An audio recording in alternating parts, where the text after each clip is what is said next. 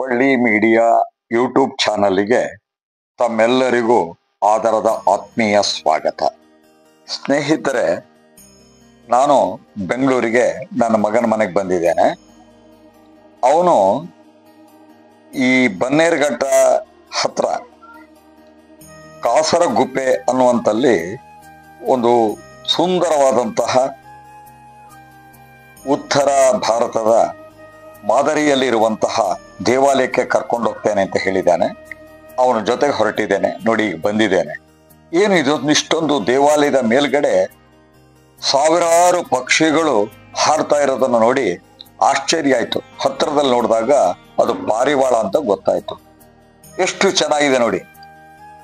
ಆ ನೀಲ ಆಕಾಶದಲ್ಲಿ ಹಾರ್ತಾ ಇರುವಂತಹ ಆ ಪಾರಿವಾಳಗಳು, ಇದೇನು ದೇವಸ್ಥಾನದ ಮೇಲ್ಗಡೆ ಹಾರ್ತಾ ಇದೆಯಲ್ಲ ಅಂತ ಹೇಳಿ ನನಗೆ ಆಶ್ಚರ್ಯ ಆಯ್ತು.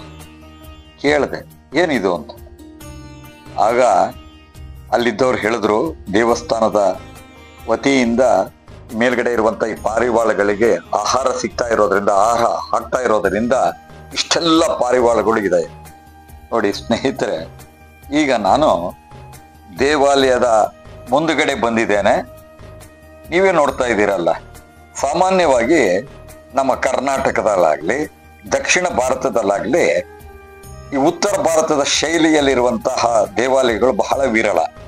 ಬೆಂಗಳೂರಿನ ಇದು ಎಲ್ಲಿ ಬರುತ್ತೆ ಅಂತಂದ್ರೆ, ಕಗ್ಗಲೀಪುರ ಮುಖ್ಯ ರಸ್ತೆಯಿಂದ ನಾವು ಬನ್ನೇರುಘಟ್ಟ ರಸ್ತೆಗೆ ಹೊರಟ್ರೆ ಈ ಮಧ್ಯದಲ್ಲಿ ಅಂದ್ರೆ ಕಗ್ಗಲೀಪುರ ಮತ್ತು ಬನ್ನೇರುಘಟ್ಟದ ಮಧ್ಯ ಕಾಸರಗುಪ್ಪೆ ಅಂತ ಹೇಳ್ತಾರಲ್ಲ, ಅಲ್ಲಿ ಈ ದೇವಾಲಯ ಇದೆ. ನೋಡಿ ಹೇಗಿದೆ ದೇವಾಲಯದ ವರ್ಣನೆ ನಾನು ಮಾಡೋದಕ್ಕಿಂತ ನೀವೇ ನೋಡಿ ಹೇಗಿದೆ ಅಲ್ವಾ. ಬಹಳ ಸುಂದರವಾಗಿದೆ ಎಲ್ಲ. ಇದು ಉತ್ತರ ಭಾರತದ ಶೈಲಿಯಲ್ಲಿರುವಂತಹದ್ದು. ನೆಲಕ್ಕೆ ನೋಡಿ ಅಮೃತ ಶಿಲೆಯ ಸುಂದರವಾದಂತಹ ಆ ಚಿತ್ರಣ ನೋಡಿ ಹೇಗಿದೆ. ಆ ಮೇಲ್ಗಡೆ ನೋಡಿ, ನೋಡ್ತಾ ಇದ್ರೆ ಯಾವುದೋ ಅರಮನೆಯ ದೃಶ್ಯ ಏನೋ ಅಂತ ಅನ್ಸತ್ತೆ ಅಲ್ವಾ. ನೋಡಿ ಸ್ನೇಹಿತರೆ, ಇಲ್ಲಿರುವಂತಹ ದೇವಿನೇ ಆಶಾಪುರ ಮಾತಾಜಿ ದೇವಸ್ಥಾನ. ಸಾಮಾನ್ಯವಾಗಿ ನಾವು ಉತ್ತರ ಭಾರತದಲ್ಲಿ ಈ ರಾಜಸ್ಥಾನ ಇದೆ, ಅಲ್ಲಿ ನೋಡುವಂತಹ ಮುಖ್ಯ ದೇವತೆ ಈ ದೇವಿಯನ್ನ ನೋಡಿ. ಪಕ್ಕದಲ್ಲಿ ಗಣಪತಿಯನ್ನು ನೋಡ್ತಾ ಇದ್ದೀರಿ. ಹಾಗೇನೆ ನೋಡಿ, ಈ ತಾಯಿಯೇ ಆಶಾಪುರ ಮಾತಾಜಿ. ಸುತ್ತ 9 ದೇವತೆಯರು ಕಾಣಿಸ್ತಾ ಇದಾರಲ್ವಾ. ಇದು ಯಾರು ಅಂತಂದ್ರೆ, ಸಪ್ತಶತಿ ಪಾರಾಯಣದಲ್ಲಿ ಹೇಳ್ತಾ ನೋಡಿ, ಪ್ರಥಮಂ ಶೈಲಪುತ್ರಿ ಚ, ದ್ವಿತೀಯಂ ಬ್ರಹ್ಮಚಾರಿಣಿ, ತೃತೀಯಂ ಚಂದ್ರಗಂಠೇತಿ ಕೂಷ್ಮಾಂಡೇತಿ ಚತುರ್ಥಕಂ, ಪಂಚಮಂ ಸ್ಕಂದ ಮಾತೇತಿ, ಷಷ್ಠಂ ಕಾತ್ಯಾಯನೀತಿ ಚ, ಸಪ್ತಮಂ ಕಾಲರಾತ್ರಿಶ್ಚ ಮಹಾಗೌರೀತಿ ಚಾಷ್ಟಮಂ, ನವಮಂ ಸಿದ್ಧಿದಾತ್ರಿ ಚ ನವದುರ್ಗ ಪ್ರಕೀರ್ತಿತಃ, ಉಕ್ತಾನಿ ಏತಾನಿ ನಾಮಾನಿ ಬ್ರಹ್ಮಣೈವ ಮಹಾತ್ಮನ. ಅಂದ್ರೆ 9 ದೇವತೆಯರು ಅಂದ್ರೆ ದೇವಿಯ ರೂಪಗಳು ಇಲ್ಲಿ ನಾವು ಕಾಣ್ತೇವೆ. ನೋಡಿ, ಇಲ್ಲಿ ರಿದ್ಧಿ ಸಿದ್ಧಿ ವಿನಾಯಕ ಸ್ವಾಮಿ ಮಹಾಗಣಪತಿ. ಹಾಗೇನೆ ನಾನು ಹೇಳಿದಂತೆ ಈ ಕಡೆಯಲ್ಲಿ ಕ್ಷೇತ್ರಪಾಲ ದೇವರು. ನೋಡೋದಕ್ಕೆ ಅತ್ಯಂತ ಸುಂದರವಾಗಿ ಮನಮೋಹಕ, ಎಲ್ಲ ಅಮೃತ ಶಿಲೆಯಲ್ಲಿ ಇರುವಂತಹ ದೇವಮೂರ್ತಿಗಳು. ಇಲ್ಲಿ ಬಹಳ ಪ್ರಶಾಂತತೆ, ಬಹಳ ಖುಷಿ ಅನ್ಸತ್ತೆ ಸ್ನೇಹಿತರೆ. ಕ್ಷೇತ್ರಪಾಲದ ಮುಂದ್ಗಡೆ ಇರುವಂತಹ ನಾಯಿ, ಹಾಗೆ ದೇವಿಯ ಮುಂದ್ಗಡೆ ಸಿಂಹ, ಅದರ ಹಿಂದ್ಗಡೆ ಇರುವಂತಹದ್ದು ನೋಡಿ, ಮುಂದ್ಗಡೆ ಸಿಂಹ, ಅದ್ರ ಹಿಂದ್ಗಡೆ ಧನ. ಎಷ್ಟು ಸ್ವಚ್ಛತೆ ಇದೆ ಅಂತಂದ್ರೆ ನಮ್ಮ ಮನಸ್ಸು ಬಹಳ ಆನಂದವನ್ನ ಉಂಟು ಮಾಡುವಂತಹದ್ದು.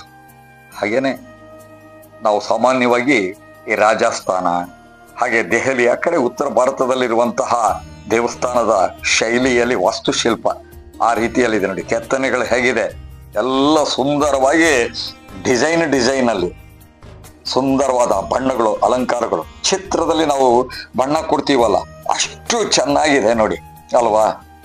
ಎಷ್ಟು ಸುಂದರವಾಗಿದೆ ಅಂತಂದ್ರೆ ಆ ಸುಂದರವಾದಂತಹ ಸೌಂದರ್ಯ ಅನ್ನುವಂತಹದ್ದು ಇಲ್ಲಿ ಮೇಳೈಸಿದೆ.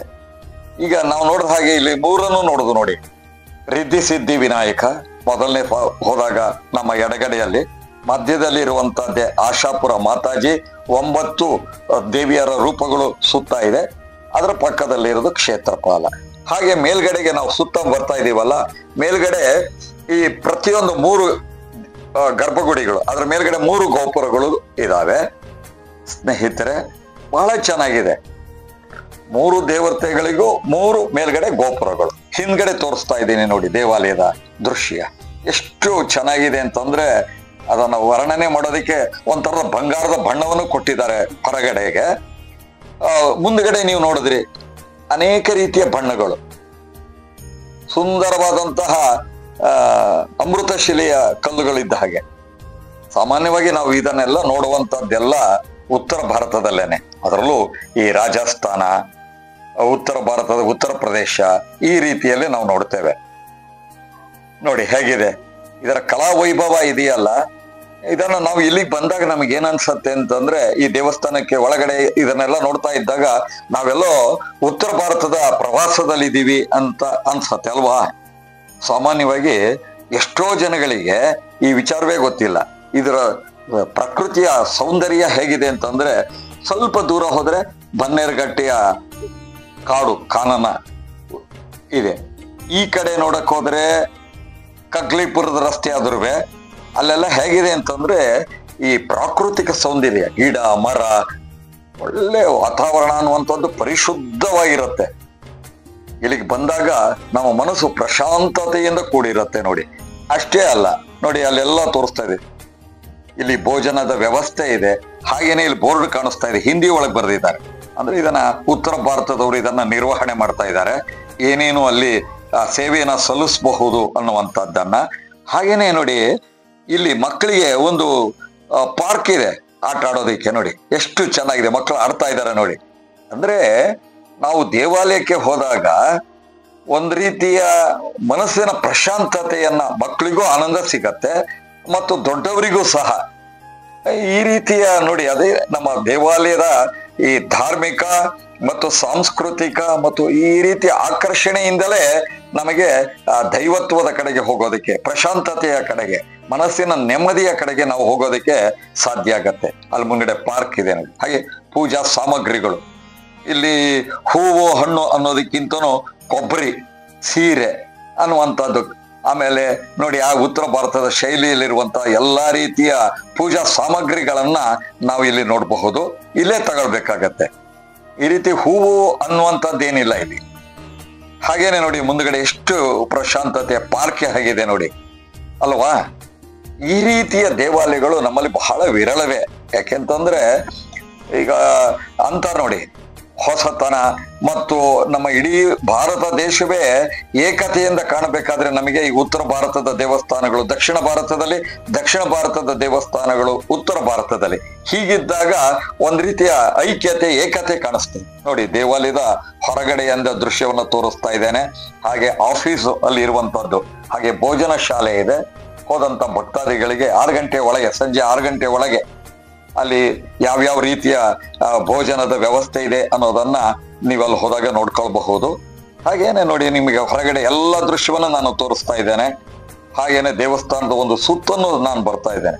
ಮನಸ್ಸಿಗಂತೂ ಒಂದು ರೀತಿ ಆನಂದವನ್ನ ನೀಡುವಂಥದ್ದು, ಅದ್ರಲ್ಲಿ ಯಾವ ಅನುಮಾನವೂ ಇಲ್ಲ.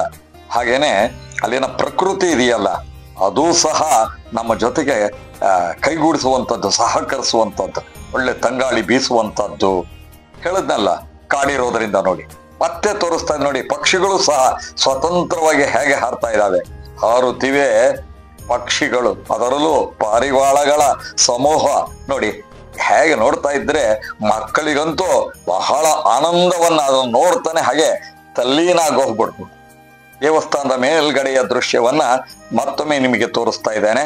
ಹಾಗೇನೆ ಮುಂದ್ಗಡೆಯ ದೃಶ್ಯ ಅಲ್ದೇನೆ ಆ ಸುತ್ತ ಇರುವಂತಹದ್ದು ನೋಡಿ. ಆ ಧ್ವಜಸ್ತಂಭ ಹೇಗಿದೆ, ಆ ಕಮಲದ ಆಕಾರ, ಅದರಲ್ಲಿ ಕೆಳಗಡೆ ಇರುವಂತಹದ್ದು ನವಗ್ರಹಗಳ ಚಿತ್ರಗಳು, ಮುಂದ್ಗಡೆ ಇರುವಂತಹ ಹೋಮದ ಕುಂಡ, ಮುಂದ್ಗಡೆ ನೋಡಿ ಆ ಪಾರ್ಕ್ ಅನ್ನುವಂಥದ್ದು ಹೇಗಿದೆ. ಈ ರೀತಿ ಇದ್ದಾಗ ನಮ್ಮ ಮನಸ್ಸು ಆಹ್ಲಾದಕರ, ನೆಮ್ಮದಿಯನ್ನ ಉಂಟು ಮಾಡುವಂತಹದ್ದು ಸ್ನೇಹಿತರೆ. ನಿಜವಾಗಿಯೂ ಹೇಳೋದಾದ್ರೆ ಒಮ್ಮೆ ಬೆಂಗಳೂರಿನವರಾಗ್ಲಿ, ಯಾರೇ ಆಗ್ಲಿ, ಬೆಂಗಳೂರಿಗೆ ಬಂದವರು ಒಂದ್ಸಲ ಈ ಆಶಾಪುರ ಮಾತಾಜಿ ಮಂದಿರದ ದರ್ಶನ ಮಾಡೋದು ಬಹಳ ಒಳ್ಳೆಯದು. ನಿಜವಾಗಿಯೂ ನಿಮಗೆ ಖುಷಿ ಕೊಡುತ್ತೆ, ಅದ್ರಲ್ಲಿ ಯಾವ ಅನುಮಾನನೂ ಇಲ್ಲ. ಧಾರ್ಮಿಕವಾಗಿಯೂ, ಮಾನಸಿಕವಾಗಿಯೂ, ಸಾಂಸ್ಕೃತಿಕವಾಗಿಯೂ ಇದು ನೆಲೆಬೀಡಿನ ಕ್ಷೇತ್ರ. ನೋಡಿ, ಮಕ್ಕಳು ಎಷ್ಟು ಖುಷಿಯಿಂದ ಆಡ್ತಾ ಇದಾರಲ್ವಾ. ಹಾಗಾಗಿ ಮಕ್ಕಳನ್ನೂ ಕರ್ಕೊಂಡು ಬನ್ನಿ, ನೀವು ಬನ್ನಿ.